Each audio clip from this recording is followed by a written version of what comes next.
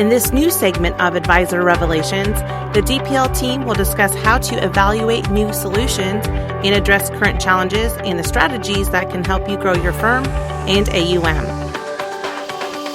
Welcome to the Advisor Revelations podcast. I'm your host, Ross McGoodwin, a Regional Vice President of Member Success at DPL Financial Partners. Today, we're going to be discussing Roth IRAs, the increasing presence of Roth IRAs in the annuity conversation, and go over some really interesting insights and strategies into how this can be a bigger part of clients' financial plans moving forward. So it should be a great conversation. I would like to introduce John Watson, who's joining us as a consultant here at DPL. John, thanks for joining the podcast. Thank you. I appreciate it. Look forward to getting into it and hearing all your great insights. So before we get into the discussion today, I want to remind our listeners to please subscribe to this podcast on your favorite streaming app for wherever you do receive your podcasts, and encourage you to subscribe to get all the greatest updates. If anything we talk about today interests you, be sure to contact a DPL consultant through our website, dplfp.com. All right, John. So I think everyone at this point who's ever checked out the podcast series has heard of you at some point on our airwaves here, but really looking forward to getting into this today. So it may be surprising for some that, hey, DPL, they talk about annuities and insurance, but we're talking about Roth IRAs. Roth IRAs are not typically associated with the annuity space, but I think there is a real opportunity that needs to be explored here. That'll be really interesting. But just to set some background on Roth IRAs, of course, something that our audience is probably really familiar with, of course, but Roth IRA has been around since the late 90s, introduced through the Taxpayer Relief Act. Today, they're a really common planning strategy for tax diversification. But John, why Roth IRAs? Well, why is it such an important topic here for today? I mean, why not? Why not put money into something where it grows tax-free? You can take it out tax-free. You can get tax-free income from it. If I need to put a roof on my house, or I need to buy a car and I need to take a lump sum out of my retirement accounts, there's zero tax implications. It's a beautiful thing. Yeah, absolutely. And taxes are always a hot button issue. We're recording this today on just 2 days after the election on November 7th. So there'll be certainly some perspectives on how things may or may not change moving forward. But with Roth IRAs, I think one of the biggest taglines from today is, it's not what you make, it's what you keep. So what does that mean to an average investor out there who is looking at not just how much they're going to receive, but how much they actually going to receive net of taxes? It has a big impact, doesn't it? It really does. And there's an old saying within the industry. And I worked for a couple large discount brokerage firms over my career. And the one thing I always hear people talk about is not letting the tax tail wag the investment dog. So in other words, you don't want to limit yourself to what you can invest in because of your tax situation. Mm-hmm. So with the Roth IRA, and especially in brokerage accounts, you basically have free reign to invest in anything you want for the most part, just like you would with a rollover or a traditional IRA.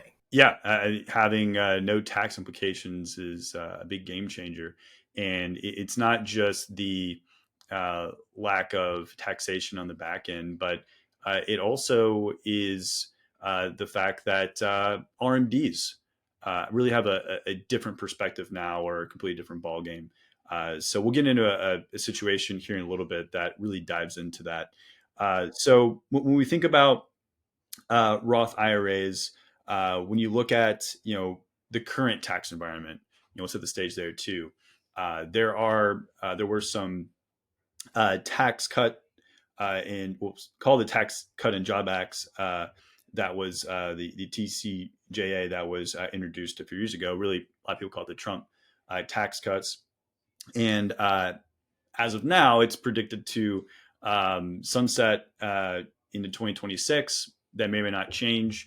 But what we do know is that as it currently stands, that there was a probability, high one, that the estate tax exemption was going to almost be cut in half, from about 27 million down to 14 million for two spouses. So how is that impacting some of your advisor conversations who maybe have clients that fit in that situation? Well, with Roth IRAs, I think the most important thing to remember is that when your family will inherit your Roth IRAs, typically, and I see it all the time with advisors and their clients, that the clients typically will pass away during the peak earning years of their children. So if you pass on a traditional IRA or a rollover IRA from an old 401k account, let's say, for instance, the kids have 10 years to cash that money out. The money came out of the parents' paychecks pre-tax. It was never taxed. It sits in the account. And then once it comes out, then you got to pay Uncle Sam. So with the CARES Act back in the early 2000s, what the government decided, or 2020s, what the government decided is like, okay, we do need taxation. So I think this is a way that the government has kind of enabled themselves to collect more tax dollars quicker, as opposed to stretching that benefit over the lifetime of the person inheriting the money and compressing it to 10 years. So obviously with traditional IRAs, they're going to get their taxation over 10 years. Yep. However, if I were in the same situation and I would have converted or put all my money in a Roth IRA, my kids are in their peak earning years, they're going to have to take that money and cash it out over 10 years, and it's going to come out completely tax-free. So if it were me and I were talking to my kids, I'd be like, okay, keep it in there as long as you can, take your minimum amount, grow it as much as you can tax-free, and then take it out. Where, you might have a little bit different strategy with the traditional IRAs. Yeah, and I think a really important thing is considering, tax diversification. It seems like, all too often advisors maybe aren't maxing out all their different buckets. And I think from a planning perspective, that's so important, is to have different buckets you can turn to that have different advantages. So there's a quick example that we can run through. So if a client were retiring in a few years and thinking about not only longevity risk, but the tax diversification, and then also what is the net impact in my late years, right? 80s, 90s. What were you seeing with the firm that was a bit of a game changer for them in terms of how they're thinking about not only lifetime income, but tax-free lifetime income? Well, first and foremost, let's look at minimum distributions, because I think this is very important as we get older, trying to make sure that we minimize the minimum distributions and not only our tax exposure, but the government forcing us to spend down our assets. Because you get to the point that if you live too long, the government really puts you in danger of running out of money and really raiding those investment accounts to where you have nothing left. And here's a really good example. Now, I like to look at where we start and where we end up. So right now, with the current laws, you're in your early 70s and you start off under 4%, about 3.65%. It takes you 3 or 4 years, age 75, to get to 4%, another 10 years to get to 5%, but then it really starts compressing. Yeah. So I think where the biggest danger zone is if you live too long and you start getting to 90 years old, all of a sudden the government's forcing you to take out more than 8% of your retirement account. If you live to be a centurion, 15%. And if anybody knows of an investment that will return 15% to make me break even and take my minimum distributions, please let me know. But it's in all honesty, in all seriousness, it's very dangerous for somebody at 100 years old. You're unable to fend for yourself. You can't go back to work, and you're really at the mercy of those distributions. And what if you do run out of money? So, what's our alternatives? And for people that have heard my podcast, I'm a big proponent of making sure that you guarantee at least that sandwich, that gap between what you have for income coming in from Social Security, pensions, whatever it may be, and what you need to live, those essential expenses. So with that money, or with that gap, we should fill it with some sort of a a self-purchase pension type plan to where we're going to get enough income for the rest of our lives. We can't outlive it. We can even get it where it adjusts for inflation if we want to. But there's two ways you can do it, right? Just like we talked about our kids inheriting our money. We can do it with money that's going to be fully taxable from our traditional IRA, or even better yet, why not tax-free income for the rest of your life? Convert some money and put it into something where the income comes out tax-free the rest of your life. Even if your account value goes to zero, these are done through insurance companies. Obviously, it's an annuity. We're an annuity company. Mm-hmm. The annuity will pay you the rest of your life, but if you do it under the umbrella of a Roth, that's tax-free income the rest of your life. I mean, what a nice deal, especially if longevity runs in your family. Yeah, the tax-free aspect is enormous. When you look at the net cash flow to a client and paying all those taxes, it really draws down the rest of the financial plan in a big way. And we've run eMoney, Money Guide Pro, Right Capital, Monte Carlo simulations, and when you start to factor in the tax-free income, the legacy value difference of the plan starts to look a lot different. And that I think is something that not a lot of advisors think about from an income standpoint with annuities. They just assume, well, it's all going to be taxable and it is what it is. But there's a next level to this that is probably unexplored. Yeah, I mean, let's use an example. So I'm on the north side of 55. I'll put it that way. So I don't know whether it's the good side or the bad side, but I'm there. So I think about a lot of these things myself. I guess maybe sometimes when you've got to kind of face it, you got to come to reality with it. Maybe it makes you think of things a little bit different way. So my whole goal was to kind of pass on, I guess, my aha moments to people and see if it helps them out.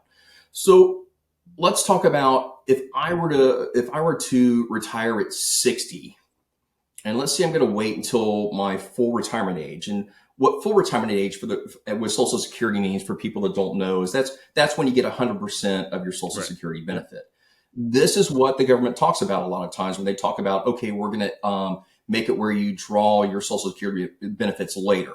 So most likely to fix Social Security, along with probably more taxation, which we have the taxation conversation, they're going to make kids today probably wait until they're 70, 72 before they get their full retirement benefit from Social Security. Remember when Social Security first came in, I forget the percentage of people that actually drew on it, but it wasn't that many because the age people were drawing Social Security was actually beyond the age of mortality at that time. Right now, our age of mortality is in the mid 80s, and you're able to draw your money out in your mid 60s. So the government's on the hook for 20 years of paying you. So that's kind of why we're in the situation we're in now. But let's take a look at it. So if I retire at 60, I'll wait till my full retirement age, which for me is close to 67, somewhere I'll round it up 67. And let's say I take at age 60 $100,000 and I'm invested in something that's going to give me lifetime income. Now, this is a real case as of today, right now, that you can buy right now. I'm not going to name companies, products, anything like that, but I just want to give you a good example. If you want information on it, then please call us, inquire, let us know. So if I took $100,000 and I put it into something, I deferred it for 7 years, and in the 8th year, I start taking the money out. I do know that right now, from what I'm looking at, and hold on, let me get my data here as well. I have it in front of me, but of course I didn't go to the right page. I'm able to actually end up getting, with that $100,000, a little bit over $10,000 a year, $10,303 a year. So my original $100,000, I can parlay it, and I guess I shouldn't use parlay. I can invest it, and then I can be guaranteed that I can get $10,303, which basically is a 10.3% cash flow rate from my original investment. And that's a level income for the rest of my life.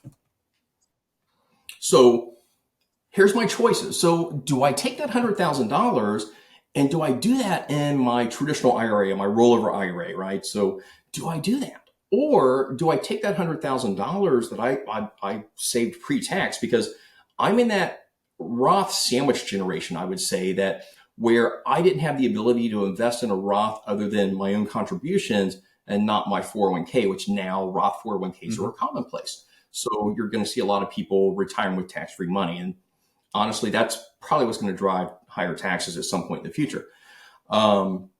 So regardless, if I took that $10,000 or I took that $100,000 and I went and converted it, And let's assume that I'm in a tax rate, let's see, right around, what do we use here? 20%. Okay, so let's say I take my $100,000 and I decide that I want to go ahead and I want to move that money from a traditional IRA to a Roth IRA. So after 7 years, I'm able to get all that $10,300 tax free. Mm-hmm. So let's assume I'm in the 22% tax bracket. So that the 22% tax bracket is equivalent to somebody making $100,000 a year, which right now that's, I guess, more common than not, even though, I remember the days when making $30,000 a year was great. Yeah, sure. So at the 22% tax bracket, it's simple math. If I take $100,000, I convert it, I owe $22,000 in taxes on that money. Mm-hmm. So it's, it sounds like a hit, but is it worth it if I live long enough? That's the whole idea. Right. Okay. So I take my $100,000 in the Roth, I invest it for the 7 years. I start taking out my $10,300 every year. And let's say I go from age 68 to age 90. Let's say I live to age 90. So remember, first and foremost, if I live to age 90, I'm getting in the double digits with my required minimum distribution from my old traditional IRA or old rollover IRA. So at that point, if I've invested poorly, or if I'm too aggressive and I have a down year and then I take out 10, 12% from my account, I'm really in danger of running out of money. Sure. So this is why I'd rather get the level income and have it for the rest of my life, just in case. So again, if you take that amount of money over from 68 to 90, that's about $220,000. So if you think about being in the same tax bracket, let's say I go into retirement, I don't want to skip a beat, I still get $100,000 a year, and it's all taxable. Yep. So that taxable income is going to cost me over that same period of time. The $220,000 is going to be generate about $48,000 in income at 22%. So again, my break even, if it's 48, it's somewhere in the middle between that 22 years, somewhere around 11 years is kind of my break even. Yep. So if I live 11 years and draw that money out and die in the 12th, 13th, 14th year, I've still made out. No, that's a great example. I mean, yeah, think about it for everyone listening. If you have a client who is 67 or they're currently 60, but they're going to retire at 67, and then think about starting a tax-free income stream and paying that tax now for the conversion, they don't have to live 11 more years for that to have paid off. And if you're going to look into lifetime income, you're likely already convinced that you have some type of longevity risk concern, and it's going to be a great trade-off. So I think that's a great example and really puts it in perspective for everybody. And it's super helpful. So as financial advisors, I think we always look at the quantitative about this, right? We look at, okay, how do the numbers add up? But as you get older, you start thinking about things a little bit different. So, and I know a lot of advisors are my age or a little bit older, a little bit younger, but your clients start looking at things a little bit different. How much does that peace of mind, what is the value put on that? What is the value for the peace of mind where, okay, I've got lifetime income, I can't outlive it, thank God. And then on top of that, if it's tax-free, if taxes are a hot button with clients, it's a really nice strategy, and they're going to tell their friends about it. So I just think overall, get more into the emotional intelligence of the client instead of just the actual. Yeah, I think the tax aspect. Yeah, I think the tax aspect is sometimes looked upon in general with annuities, especially in the non-qualified space, negatively when they just look at it from the outside. But then when we start really diving into it, in this case, having tax-free lifetime income is just such a powerful concept. And I would say, if I were to guess, we probably have 5% or less of the annuities I see that we place are actually in Roths. And I think that's pretty surprising. Yeah. And I think what was a stat that we looked up? I think what was about a quarter of the households in the nation have Roth IRAs. Yep. So it's still very much an underutilized asset class. Yeah, 100%. And there's still a gap there. 25% of households have Roths. At the DPL platform, we've seen way less than that in terms of representing Roth IRA policies. So I think that just represents that there's maybe an opportunity here to have a different conversation around income with taxes and longevity that isn't always a part of the combined story there. So I think it's something people can definitely run with right away, which is great. Hey, Ross, have you ever heard of the quote from Einstein about the eighth wonder of the world? I have, but why don't we remind everyone what that is? Okay, I set you up for that. Einstein, he was maybe a little bit kind of a smart dude. It would be interesting to get his take on Roth IRAs if he was still around today. I think he'd be a really big fan. He probably would be a big fan, just like Warren Buffett is. Anyways, the eighth wonder of the world basically deals with compounding interest, and we all know the first part of the quote, but let me kind of key in on the second part of the quote that you don't hear as much about. So this compounding interest is the eighth wonder of the world. It says, he who understands it earns it.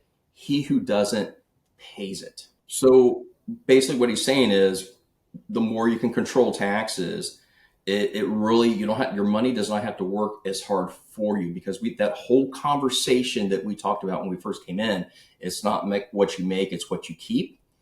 When when you want to double your money in 10 years, the old rule of thumb is the rule of 72s. Now, remember, the rule of 72s do not take taxation into account.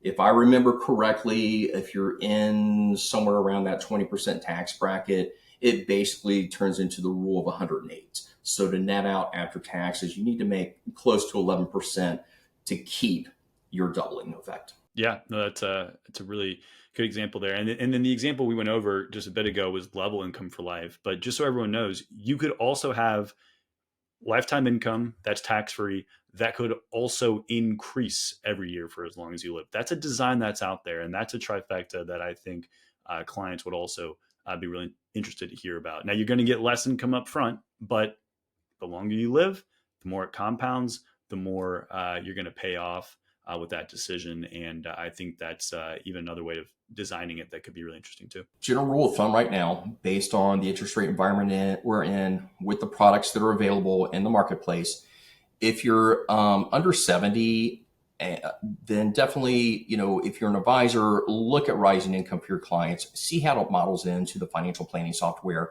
If you're a client listening to this and you're looking at lifetime income, make sure your advisor shows it to you and make your own decision. It really depends on, your family history, your longevity, how long you think you're going to live. But especially in cases, and I think this is even more important when you're dealing with a husband and wife. I think the rising income, especially on your retirement funds, is much more important, because, how many times have you ran into situations where you see one spouse outlive the other by 5-10 years? Yeah, it happens all the time. And I think that rising element is absolutely a game changer for those later years. That's where we talked about earlier. Those RMDs really start to have a negative impact in terms of how much I have to take out, how much my legacy is going down.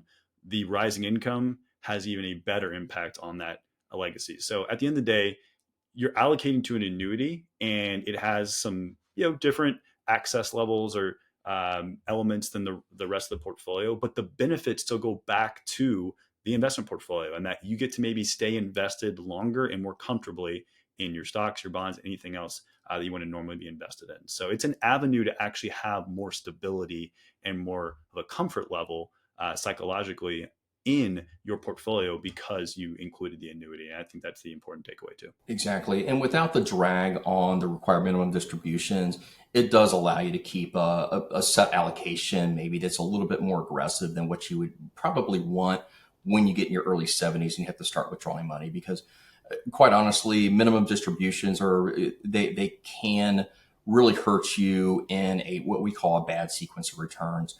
If you get a few down years in a row, let's look at the 2000s, for instance. From the early 2000s, we had two major down years, and then we had, at the end of the decade, we had the financial crisis, and that really hurt a lot of people in the retirement and the retirement planning, and a lot of people in that generation had to go back to work. Yeah, no, it really, bad impact, bad timing for those clients. So we're also trying to think about protecting yourself against a bad timing as well to your cash flow. So just to, we'll start wrapping up here, but in terms of next steps, at what age or at what point should advisors and clients start thinking about Roth conversions or Roth lifetime income?